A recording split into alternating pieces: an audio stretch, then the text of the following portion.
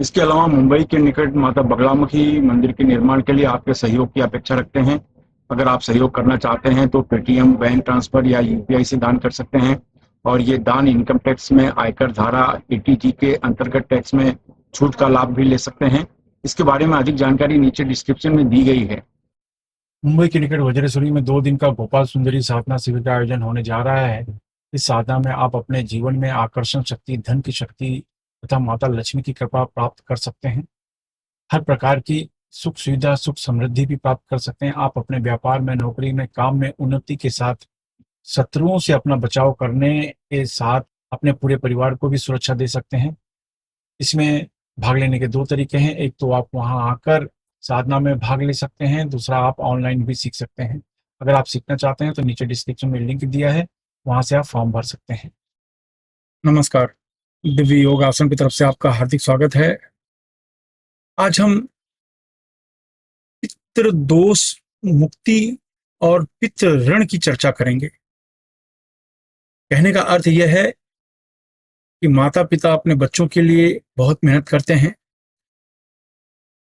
और दुख तकलीफों को सहकर अपने बच्चों के लिए अच्छा काम करते हैं, नई सीख देते हैं, नई दिशा देते हैं, योग्यता देते हैं, संस्कार देते हैं और हर पल शारीरिक रूप से, मानसिक रूप से और आर्थिक रूप से उनकी मदद भी करते हैं अपने बच्चों की।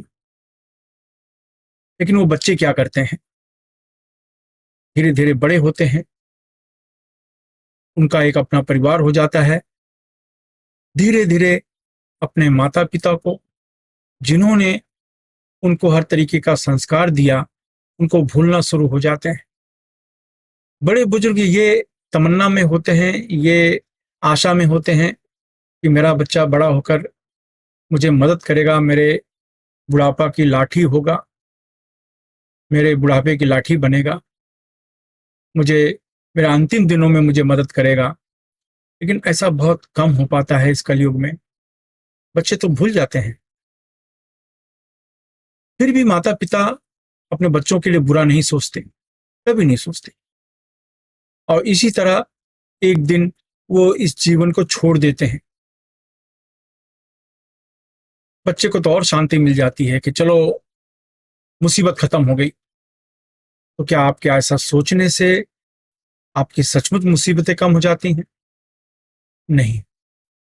पितृ कर्ज जिसको कहते हैं, माता पिता का कर्ज आप किसी भी तरीके से पलीबद्ध चुका ही नहीं सकते, ना धन के रूप में, ना किसी तरीके से।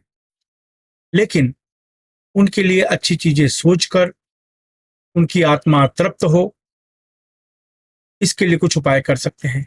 जीते जी तो आप उपाय नहीं कर पाए। जीते जी उपाय करने का अर्थ है आपके माता पिता जीवित हैं तो जीते जी आप ध्यान नहीं दे पाए। कम से कम मरने के बाद उनकी आत्मा तो शांत रहे, ऐसे उपाय तो करो। अगर आप नहीं करते हैं, अगर माता पिता को दुख दिया है आपने, तो आपकी आने वाली जो जनरेशन होती है वो पितृदोष में एक हद तक पैदा होती है, या उनके ऊपर अपने पूर्वजों का कर्ज बना रहता है। इसकी वजह से उनकी तरक्की में बहुत सी रुकावटें आती हैं, चाहे मानसिक रूप से समस्या आए, शारीरिक रूप से आए, आर्थिक रूप से आए। हर तरीके का सामना उस बच्चे को करना पड़ता है या फिर उसके बच्चे को करना पड़ता है। इसलिए आप लोग जब कहते हो कि मैंने हर उपाय किया, मैंने पूजा किया, मैंने ये उपाय किया, मैंने वो उपाय किया, लेकिन मेरी समस्या ठीक नहीं हुई, तो हम लोग कहते हैं अपने माता पिता, जो एंसेस्टर हैं, माता पिता की तरफ के जो पूर्वज हैं, उनके लिए पितृ दोष का अनुष्ठान करवा लो, उनकी पितृ शांति, उनको मोक्ष मिले, उनके लिए उपाय करा लो। तो कहने का मतलब है आज वही विषय है कि पितृ ऋण ये हम कभी भी चुका नहीं सकते, किसी भी रूप में चुका नहीं सकते। आपको कोशिश ये करनी चाहिए कि आपके जीवन में अगर आपके ऊपर तंत्र मंत्र, ब्लैक मैजिक, नजर, इसका प्रभाव बहुत ज्यादा हो गया है, शत्रु बहुत बढ़ गए हैं, नजरें बहुत लग रही हैं, आपको पुत्र संतान नहीं हो रहा है, और जो बच्चे अगर हैं तो उनमें भी नजर लग रही है, कभी ये बीमारी, कभी वो बीमारी, कभी ये तकलीफ, कभी वो तकलीफ, तो आपको तुरंत पितृ निवारण पूजा अवश्य करवा लेनी चाहिए। यही कारण है कि हम लोग अमावस्या के दिनों में पितृ निवारण पूजा करवाते हैं।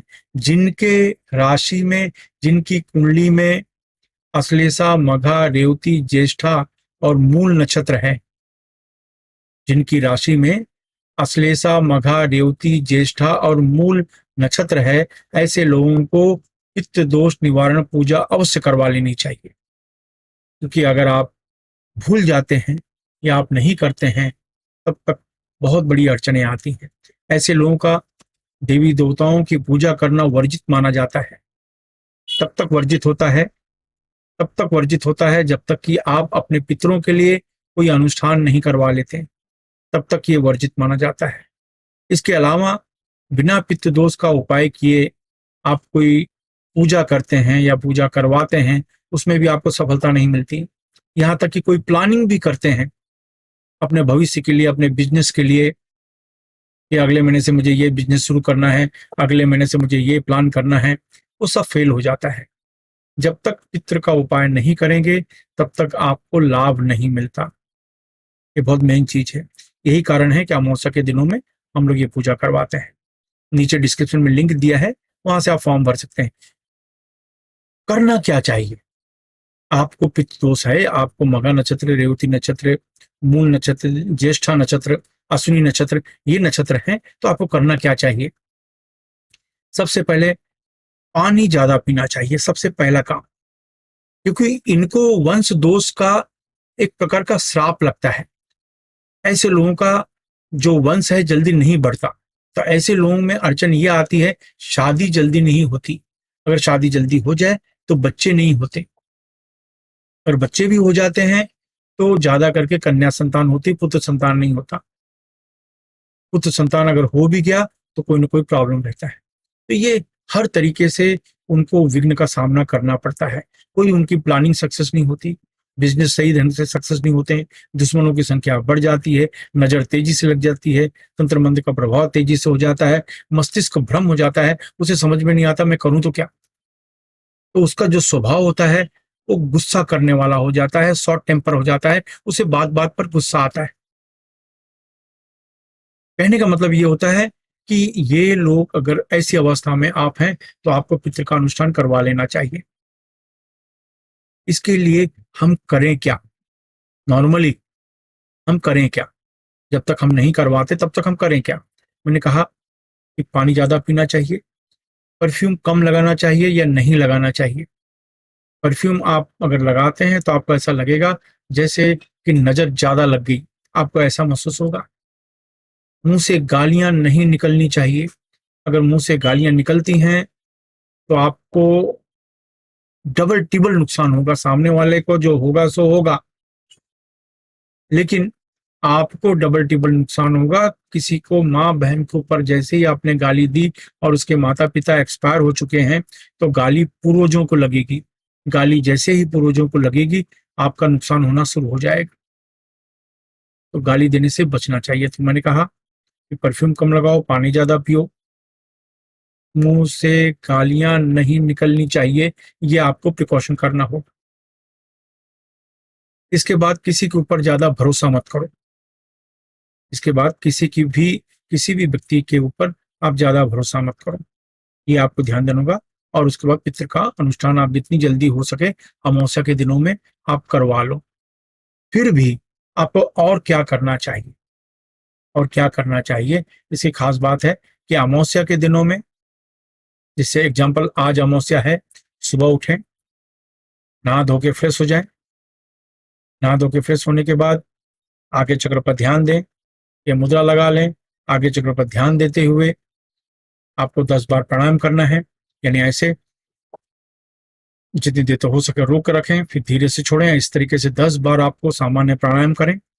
ये प्राणायाम करने के बाद यही मुद्रा लगाएं, और यही मुद्रा लगाने के बाद खास प्रकार का पितृ मंत्र, ओम ह्रीम पित्रेश्वर सर्वपित्राय स्वधा, ओम ह्रीम पित्रेश्वर सर्वपित्राय स्वधा, ओम ह्रीम पित्रेश्वर सर्वपित्राय स्वधा, ओम ह्रीम पितरेश्वर सर्व पितराय स्वधा।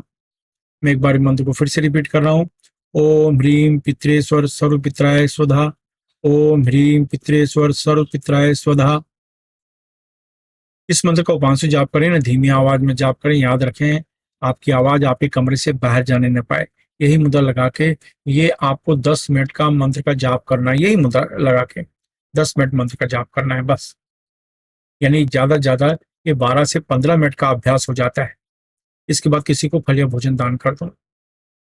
ये प्रोसेस, ये एक बारी पहली बारी करना होता है।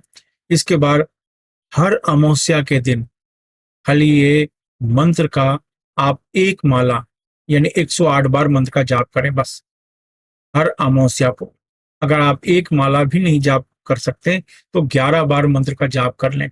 मुद्रा यही लगेगी, ये मुद्रा लगा के 11 बार मंत्र का जाप करें। इससे क्या होता है, आपके जो पूर्वज होते हैं आपके प्रति उनके मन में एक प्रकार की एक पॉजिटिव फीलिंग्स तैयार हो जाती है। नहीं तो जितने भी पूर्वज होते हैं जो एक्सपायर हो जाते हैं, जब से आपका जन्म हुआ तब से लेकर वर्तमान स्थिति तक आपके खानदान में बहुत से लोग एक्सपायर होते हैं। तो किसी को सॉल्वेशन नहीं मिलता, किसी को मोक्ष नहीं मिलता, और वो सब आपके इर्द गिर्द घूमते रहते हैं। इससे इसकी वजह से नजर, ब्लैक मैजिक, तंत्र बाधा, स्पिरिट, ऊपरी बाधा, ये समस्याएं बढ़ जाती हैं।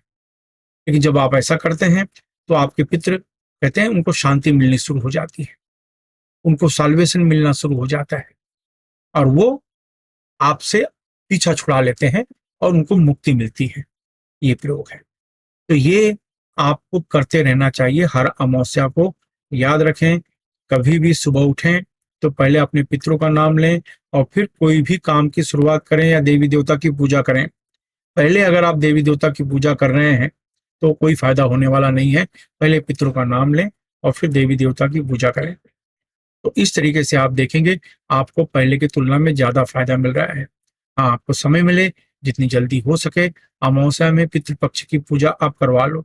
अगर ऐसा आप किसी कारण से नहीं करवाते हैं तो आपकी वजह से आपके माता पिता को बहुत नुकसान होता है, कारण आप माने जाते हो।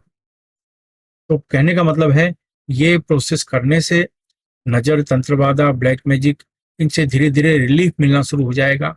और उसके बाद जो पूजा, जो ध्यान, जो प्राणायाम, जो व्रत, उपवास, अनुष्ठान जो आप कर रहे हैं तो उनका फल धीरे धीरे मिलना शुरू हो जाएगा। इस तरीके से ईश्वर की कृपा तो होती है, लेकिन आपके पूर्वजों की कृपा पहले होती है। इससे आपको लाभ बहुत मिलता है। याद रखें, पूर्वजों की कृपा के बिना आपका वंश कभी नहीं बढ़ता। तो वंश नहीं बढ़ रहा है तो सबसे बड़ी अड़चन यानी विवाह नहीं हो रहा है, उम्र बढ़ती जा रही है, और पूरी समस्या कैसे क्या करें, तो इसका मतलब पितृ की समस्या है, ये आप समझ लीजिए। तो ये करें और इसका फायदा उठाएं। यानी पितृ का पूजा अवश्य करवा लें। नीचे डिस्क्रिप्शन में लिंक दिया है, वहां से आप अमावस्या के दिनों में पूजा करवा सकते हैं। बस ये करें, अगर आपको फायदा मिलता है तो लोगों का भला करें। धन्यवाद।